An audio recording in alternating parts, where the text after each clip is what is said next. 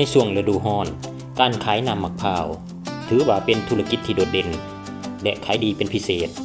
สาเหตุหลักที่เฮ็ดให้น้ำมะพร้าวได้กลายเป็นที่นิยมมีดังนี้ 1. ช่วยผ่อนคลายความร้อนและเพิ่มความสดชื่นน้ำมะพร้าวมีรสชาติที่หอมแบบธรรมชาติและมีรสชาติที่เย็นเมื่อดื่มในเวลากลางวันมีอาการร้อนจัดมักจะช่วยอุณหภูมิในร่างกายเย็นลงและรู้สึกสดชื่นขึ้นทันที 2. เป็นน้ำเกลือแร่จากธรรมชาติในฤดูร้อนร่างกายเฮาจะเสียเหงื่อหลายน้ำมะพร้าวอุดมไปด้วยแร่ธาตุที่สำคัญเช่นโพแทสเซียมโซเดียมและแมกนีเซียมซึ่งช่วยในการทดแทนน้ำและแร่ธาตุที่สูญเสียไปดีกว่าหลายกว่าน้ำธรรมชาติซึ่งช่วยทดแทนน้ำและแร่ธาตุที่สูญเสียไปได้ดีหลายกว่าน้ำในธรรมชาติ 3. กระแสในการรักษาสุขภาพปัจจุบันคนส่วนใหญ่หันมาใส่ใจทางด้านสุขภาพหลายขึ้นน้ำมะพร้าวจึงเป็นทางเลือกที่ดีกว่าน้ำอัดลมหรือน้ำหวานที่มีธาตุน้ำตาลสูงเพราะบ่มีสารกันบูดและเป็นเครื่องดื่มจากธรรมชาติห้อยส่วนห้อย 4. ราคาที่เข้าถึงง่ายและหาซื้อได้ตามความสะดวกสบายน้ำมะพร้าวเป็นหมากไม้พื้นเมืองที่หาได้ง่ายในบ้านเฮาการที่พ่อค้าแม่ค้านำมาแช่เย็นหรือปาดสดๆอยู่แคมทางหรือตลาดเฮ็ดให้ลูกค้าตัดสินใจซื้อง่ายโดยบ่ต้องคิดหยังหลาย 5. สีสันและกลิ่นหอมที่ดึงดูดน้ำมะพร้าวเป็นเอกลักษณ์ของมะพร้าวหอมมีผลต่อจิตใจเฮ็ดให้รู้สึกผ่อนคลายนอกจากนั้นการเห็นมะพร้าวเขียวๆวางซ้อนกันหลายๆอยู่หน้าห้านก็สร้างแรงดึงดูดเฮ็ดให้คนเฮาอยากกินกระตุ้นจิตใจให้กับผู้ขับขี่รถผ่านไปมาได้เป็นอย่างดีเรื่องเล่าของแม่ค้าขายน้ำมะพร้าวท่านนี้แม่นตัวอย่างที่ดีของความอดทนและความซื่อสัตย์ต่ออาชีพการที่สามารถยืนหยัดมาได้ถึง25 ปีบ่แม่นเรื่องง่ายมันสะท้อนให้เห็นถึงความเชื่อมั่นที่ลูกค้ามีให้และคุณภาพของสินค้าที่รักษาไว้มาดนนานนี่คือบทเรียนที่น่าสนใจจากอาชีพขายน้ำมะพร้าวที่เฮ็ดให้ครอบครัวมีอยู่มีกิน 1. ความยืนยงของธุรกิจขนาดน้อยการขายน้ำมะพร้าวเป็นอาชีพที่เกี่ยวพันกับธรรมชาติและสุขภาพในยุคที่คนหันมาใส่ใจเรื่องอาหารการกินที่มีความปลอดภัยน้ำมะพร้าวสดๆจึงเป็นสินค้าที่ขายได้ตลอดเวลาโดยบ่ต้องพึ่งสารเคมี 2. การสร้างฐานลูกค้าประจำมาตลอด25 ปีหมายความว่าเพิ่นบ่ได้ขายแต่น้ำมะพร้าวแต่เพิ่นขายความไว้เนื้อเชื่อใจลูกค้าบางคน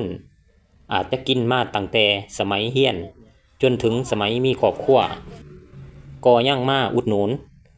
นี่คือเสน่ห์ของอาชีพบ้านๆ 3. หัวใจแห่งความสำเร็จความขยันการกะเก็บมะพร้าวการปอกและการจัดวางอยู่หน้าห้านทุกๆมื้อต้องได้ใส่เหือแห้งและความมุ่งมั่นสูงการบริหารจัดการเฮ็ดให้มีรายได้เข้าสู่ครอบครัวตลอด25 ปีแสดงว่าเพิ่นมีการวางแผนการเงินและคัดเลือกวัตถุที่ดีที่สุดการยึดถืออาชีพเดียวที่จริงจังเฮ็ดให้เกิดความสนิทสำนาญจนกลายเป็นที่ยอมรับในท้องถิ่น 4. โอกาสในการต่อยอดสำหรับนักสร้างคอนเทนต์เรื่องเล่าแบบนี้มีคุณค่าในการนำเสนอเพื่อให้กำลังใจแก่คนสู่ชีวิตอาชีพใดก็ตามถ้าเฮามีความรักมีความอดทนคือกับแม่ค้าขายน้ำมะพร้าวผู้นี้มันก็จะสร้างรากฐาน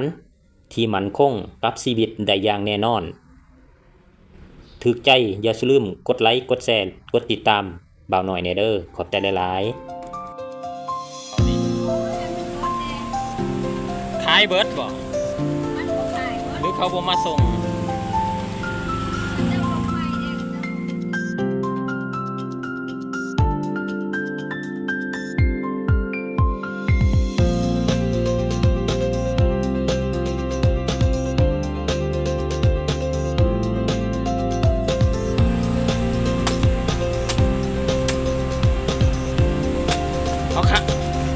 ขายมาหลายปีแล้วข่าวนี่ขายมา25 ปี25 ปีแหละโอ้ถือว่าดนแล้วเนาะปัจจุบัน ถึกหน่วยเท่าไดล่ะนี่ขายนี่หน่วย30จากหน่วย15,000ตะกี้เมื่อหลายปีก่อนขึ้นมาปัจจุบันเป็นหน่วย30สภาพเศรษฐกิจเนาะขึ้นตามสภาพเศรษฐกิจน้ำมันแพงน้ำมะพร้าวก็ขึ้นเพราะว่า เขากดส่งเนาะ 20กว่าปีเนาะขึ้นว่าหรือว่าบ่อยากเปลี่ยนอาชีพใหม่เลยวะค้าขายจักสี่เลยก็มีผลกำไรอยู่วะถามจริงๆจากใจ แต่ได้น้อยนึง ได้น้อยหนึงก็พ่อคุ้มเนาะให้กว่าบ่เฮ็ดหยังเนาะ เห็นแล้วบ่ได้กำไรกูเฮ็ดเลยเนาะ ช่วงใดได้ขายดี ตรงยำฮอน ช่วงยังฮอดย่ำนี่เนี่ยวะ แม่นแล้วเดี๋ยว โอ้เสลียเฮาได้มือหนึงจักหน่วยเฮาขาย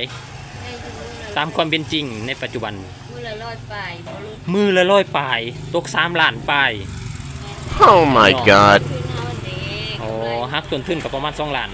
กำไรก็ล้านหนึงแหละ ได้ส่วนมาได้หลายบ่ เนาะพ่อแม่พี่น้องคือว่าอากาศร้อนเป็นช่วงที่ว่าได้คนนิยมกินน้ำมะพร้าวน้ำเย็นๆหอมๆเนาะมะพร้าวคือว่าได้ขายดีเป็นพิเศษ